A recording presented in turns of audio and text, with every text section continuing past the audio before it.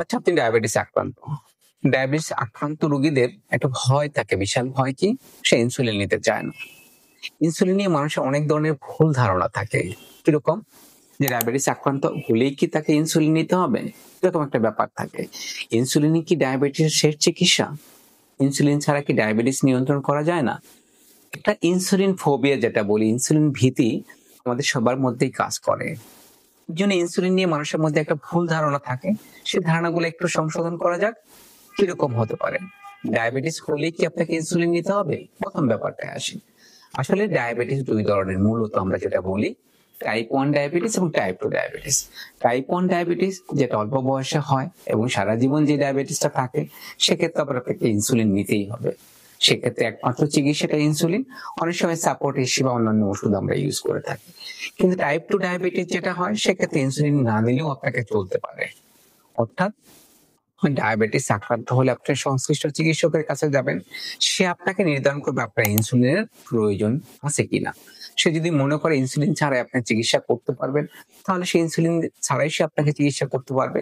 কিন্তু যে আমাদের বলতেছিলাম যে আমাদের মধ্যে ইনসুলিন নিয়ে একটা ভুল ধারণা কাজ করে যে ইনসুলিন নিলেই বোধহয় শেষ চিকিৎসা, আমি আর কোনোদিন ভালো হব না।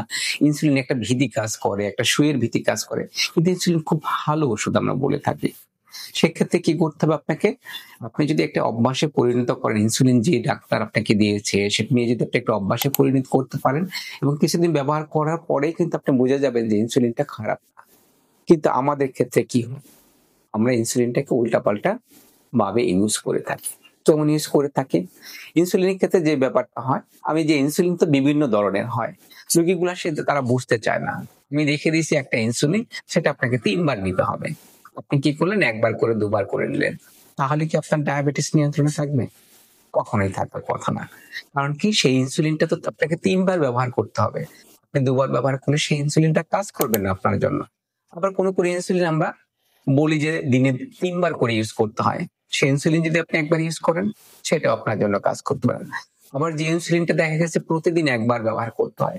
তাহলে ইনসুলিন যে সংশ্লিষ্ট ডাক্তার যে ইনসুলিন আপনাকে দিল, আপনাকে ১ম এ বুঝতে হবে যে ইনসুলিনটা কয়বার আপনারা ব্যবহার করবেন। সেটা কিন্তু ডোজ হিসেবে লেখা থাকে।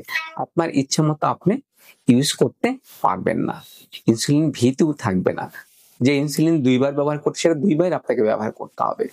এখন ইনসুলিন ব্যবহারের ক্ষেত্রে আমরা কতগুলো নিয়ম কানুনের কথা বলি। সেই নিয়ম কানুনগুলো আপনাকে অবশ্যই স্মরণ রাখতে হবে। দ্বিতীয় কথা, ইনসুলিন ডায়াবেটিসের শেষ চিকিৎসা না। ইনসুলিনের আপনার লাগবে কিনা সেটা চিকিৎসক ঠিক করে থাকেন। অর্থাৎ একটা রোগীর ডায়াবেটিস নিয়ন্ত্রণের ক্ষেত্রে সে কিভাবে নিয়ন্ত্রণ করতে পারে তার সুস্পষ্ট একটা গাইডলাইন আছে।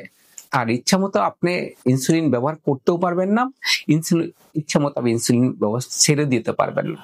অনেককেই দেখছি যে ইনসুলিন কিছুদিন নিল, তারপর দেখলো তার ডায়াবেটিসটা নিয়ন্ত্রণে আছে, কিন্তু পরবর্তীতে ছেড়ে দিল। সেই কাজটা কখনোই করা যাবে না। ইনসুলিন কোনো ভীতির ব্যাপার না। ইনসুলিন হচ্ছে ডায়াবেটিসের ক্ষেত্রে এক ধরনের চিকিৎসা। ওষুধ খেয়েও একটা চিকিৎসা হয়, ইনসুলিন দিয়েও একটা চিকিৎসা হয়। সেই ইনসুলিন আপনার কখন শুরু করতে হবে, আপনার ফিজিশিয়ানই ঠিক করতে হবে। প্রচলিত ভুল ধারণার বাইরে গিয়ে সঠিক তথ্য দিয়ে আপনাকে ডায়াবেটিস নিয়ন্ত্রণ করতে হবে।